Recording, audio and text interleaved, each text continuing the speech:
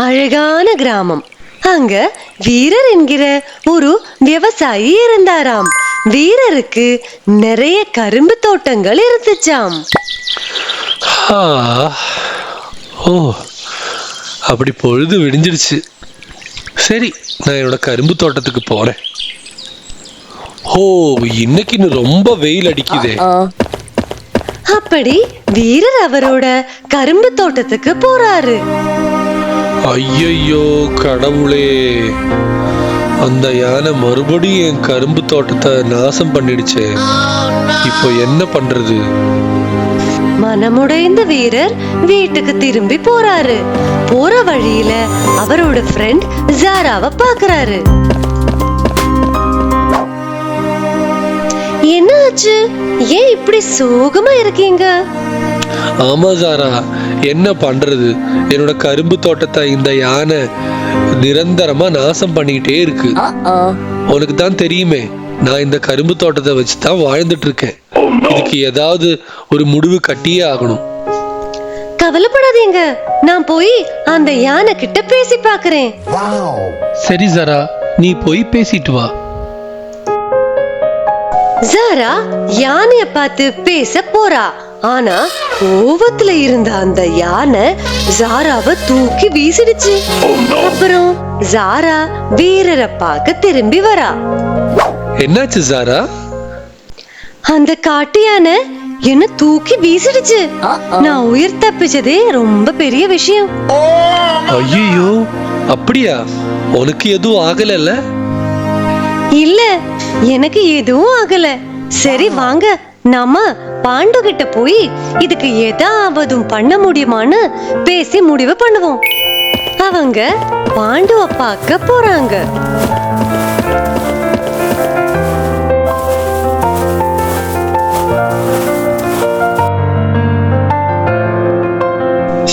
என்ன ஆச்சு? ஏன் இப்படி சோகமா இருக்கீங்க? அந்த யானை என் கரும்பு தோட்டத்தை எப்பவுமே நாசம் பண்ணுது. இதுக்கு ஏதாவது பண்ணியே ஆகணும். அவ்வளவுதான விஷயம். இதுக்கு ஏன் வருத்தப்படுறீங்க? நான் போய் அந்த யானை பின்னாடி ஊசியால குத்திடுறேன். அப்போ அந்த யானைக்கு வலி தாங்க முடியாம ஓடி போயிடும். திரும்ப இந்த பக்கம் வரவே வராது. விகடா, உன் மொக்க வாய கொஞ்சம் மூடறையா? கொஞ்ச நேரம் அமைதியா இரு. நாம ஒரு தெளிவான சொல்யூஷன் கண்டுபிடிக்கணும். யானைய துரத்துறது அவ்வளவு சுலபமான விஷயம் இல்ல. அப்போ எதிர்பாராம அந்த வழியா சின்ன பறவை பறந்து வரா. இதோ நம்ம புத்திசாலி சின்ன பறவை வந்துட்டாளே. ஏன் எல்லாரும் கூட்டமா இங்க இருக்கீங்க? என்ன விஷயம்? ஒரு காட்டு யானை என்னோட கரும்பு தோட்டத்தை நிரந்தரமா நாசம் பண்ணிட்டு இருக்கு. அதுக்கு என்ன பண்ணலான்னு நாங்க எல்லாரும் யோசிச்சுட்டு இருக்கோம். ஓ, அவ்வளவுதான விஷயம்? இது அவ்வளவு சின்ன விஷயம் இல்ல. நான் கூட அந்த யானை கிட்ட பேசணும்னு போனேன். அந்த யானை என்ன தூக்கி வீசிடுச்சு. ஓ, யானை சாதாவே தூக்கி வீசிடுச்சா? அப்போ நாம அந்த யானைக்கு ஒரு பாடம் கத்து கொடுக்கணும். அது எப்படி? அது ரொம்ப சுலபம். எறும்புதான் யானையோட எதிரின்னு உங்களுக்கு தெரியாதா? தோட்டத்துல எறும்ப கொஞ்சம் போதும், அது யானையோட தும்பிக்கைக்குள்ள போயிடும். அப்படி யானையோட கதை காலி. சின்ன பறவை, உன் ஐடியா சூப்பரா இருக்கு. அப்படி வீரர் அவரோட கரும்பு தோட்டத்துல எறும்ப கொண்டு போய் போட்டு யானையும் விரண்டு ஓடிடுச்சு. அப்படி ஏன் கரும்பு தோட்டம் எனக்கே திரும்ப வந்துருச்சு. காடையே ஆண்டு வாழ்ந்துட்டு இருக்கிற காட்டு ராஜாக்கு இப்படி ஒரு சோதனையா? வாங்க கதைக்குள்ள போலாம். டேய், இங்க நமக்கு நல்லாவே வாழ முடியாதுடா. எங்க பார்த்தாலும் காட்டு ராஜாவோட தொல்லையா இருக்கு. எப்படி போனாலும் அவர் நம்மள சாப்பிடதான் முயற்சி பண்ணுவாரு. இதுக்கு என்னாவது ஒரு வழி பண்ணியே ஆகணும். ஆமா, இதுக்கு கண்டிப்பா ஒரு முடிவு எடுத்தே ஆகணும். காட்டுராஜா மறைஞ்சு இருந்துதான் வேட்டையாடுறாரு. நிம்மதியா இந்த காடு வழியா போய் தண்ணி கூட குடிக்க முடிய மாட்டேங்குது. விகடன் சொல்றது கரெக்ட் தான்.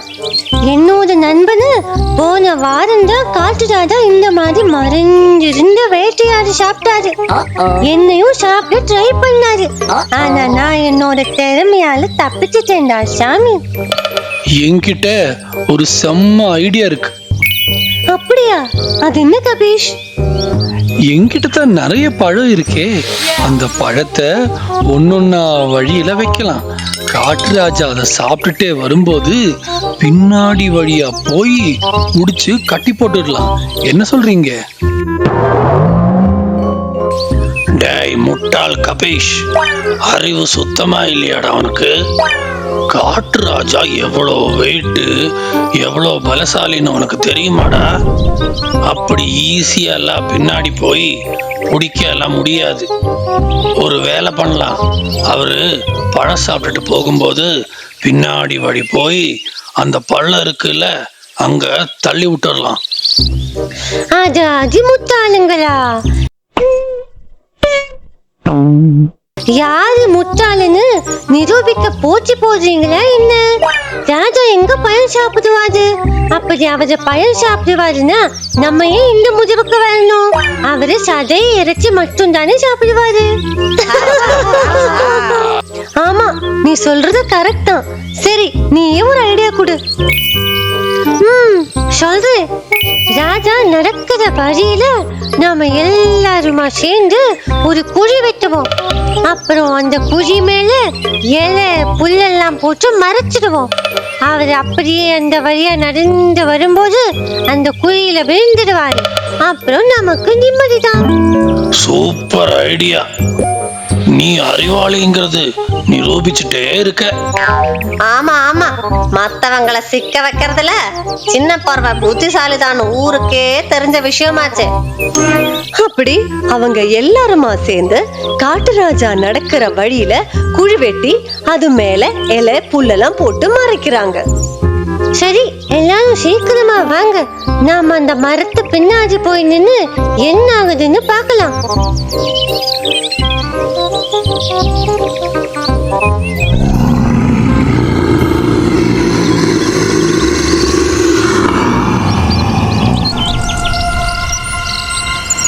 இன்னைக்குன்னு பார்த்து காட்டுல வேட்டையாட யாருமே இல்லையே. ஐயோ, காப்பாத்துங்க. அப்படி அவங்க திட்டம் போட்ட மாதிரியே காட்டுராஜா குழியில விழுந்துட்டாரு. ஒரு அழகான கிராமம். அங்க வீரன்ங்கிற ஒரு விவசாயி இருந்தாராம். கடினமா உழைக்கிற வீரருக்கு நிறைய கிருஷி இடங்களும் ஜீப்ராக்களும் இருந்துச்சாம். இன்னைக்கு குஷிதான், நிறைய புல் இருக்கு சாப்பிட. ஆமால, ஐயா வரத்துக்குள்ள வேகமா சாப்பிடலாம். என்ன சொல்ற? அப்படி இருக்கும்போது ஒரு நாள் ராத்திரி அவர் வயலுக்கு கரடி வந்துச்சாம். ஓ, இங்க நிறைய காய்கறிகள் இருக்கே. அப்புறம் அந்த ஐயாவோட கொஞ்சம் முட்டாள் ஜீப்ராக்களும் இருக்கு. இன்னைக்கு எப்படியாச்சும் ஐயாவோட ஜீப்ரால ஒரு ஜீப்ராவை நான் சாப்பிட்டே ஆவேன். கரடிக்கு எந்த ஜீப்ராவையும் கிடைக்கல. அந்த கோவத்துல வீரரோட வயலிடத்தை முழுசா நாசம் பண்ணிடுச்சு. அப்படி அந்த கரடி நிரந்தரமா வர ஆரம்பிச்சிடுச்சு. இதுக்கு ஒரு முடிவெடுக்கிறதுக்காக வீரா அவங்க ஜீப்ரா கூட ஒரு மீட்டிங் வைக்கிறாங்க. கண்ணுங்களா, இந்த கரடி என்னைக்குமே நம்ம வயலுக்கு வருது. இதுக்கு ஒரு முடிவு கட்டியே ஆகணும். ஐயா, என்கிட்ட ஒரு சூப்பர் ஐடியா இருக்கு. அது என்ன? நம்ம பக்கத்து கிராமத்துல என் சிநேகிதன் இருக்கான், கில்லாடி பாம்பு. அவங்கிட்ட எந்த விளையாட்டும் நடக்காது. அவனை நான் கூப்பிடுறேன். என்ன சொல்றீங்க ஐயா? ஓ, அப்படின்னா அது இன்னைக்கே பண்ணலாம்.